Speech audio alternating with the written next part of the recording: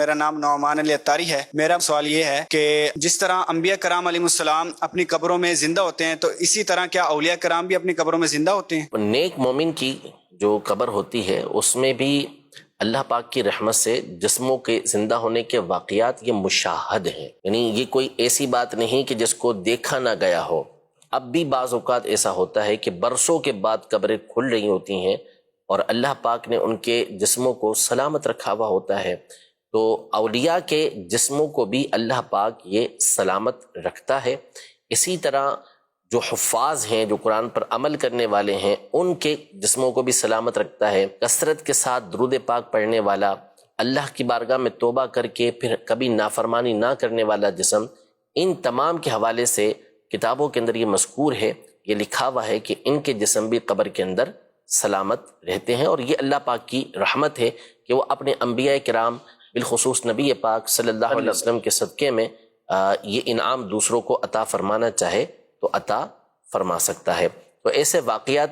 اب بھی ہمارے سامنے، یعنی اب تو بالکل واضح ہو گیا نا کہ اب آج کے دور کے اندر ایسی قبریں کھلیں جس کے اندر لوگوں نے دیکھا، اور پچھلی کتابوں کے اندر بھی بزرگوں کے ایسے واقعات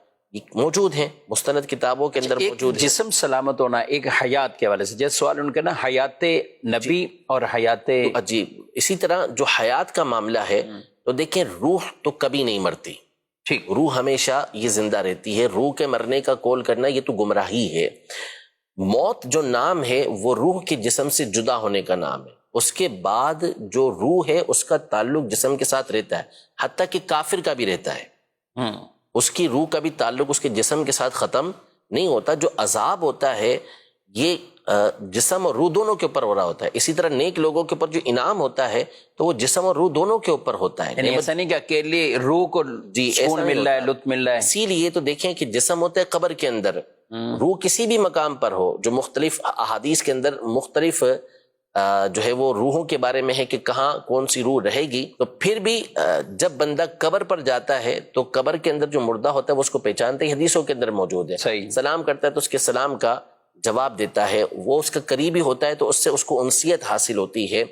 تو یہ ساری چیزیں روح کے ذریعے ہوتی ہیں، وہ روح کا تعلق ہوتا ہے اس جسم کے ساتھ، جس کی وجہ سے جسم جو ہوتا ہے آنے والے کو پہچان رہا ہوتا ہے۔ تو حیات یہ تو ہر ایک کے لیے ثابت ہے، اب ہر ایک کے درجے کے مطابق پھر اس کے لیے حیات ثابت ہوتی ہے۔ سب سے اعلیٰ اور عرفہ جو حیات ہے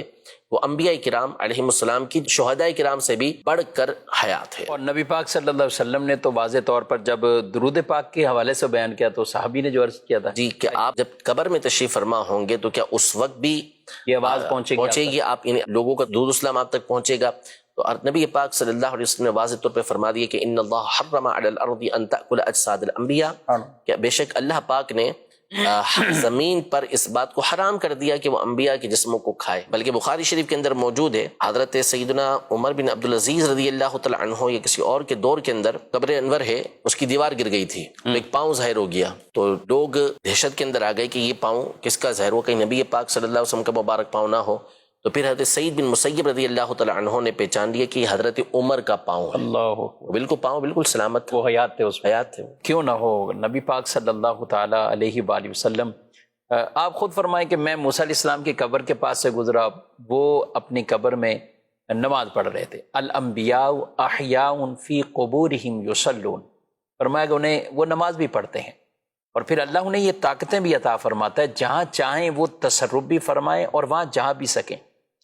ہمارا یہ عقیدہ ضرور ہے کہ رسول اللہ صلی اللہ تعالی علیہ وسلم جسم مبارک کے ساتھ اپنے مزار پر انوار میں تشریف فرمائیں، اور جہاں چاہیں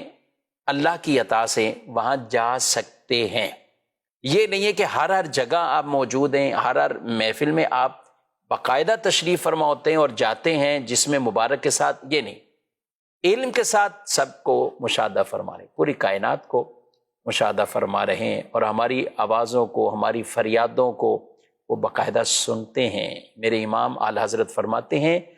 دور و نزدیک کے سننے والے وہ کان، کانے لالے کرامت پہ لاکھوں سلام۔ سبحان اللہ۔ کثرت سے درود و سلام پڑھیں اور ان نیتوں اور عزائم کے ساتھ پڑھا کریں کہ میرے آقا صلی اللہ علیہ وسلم ہمارے درود کو سنتے ہیں۔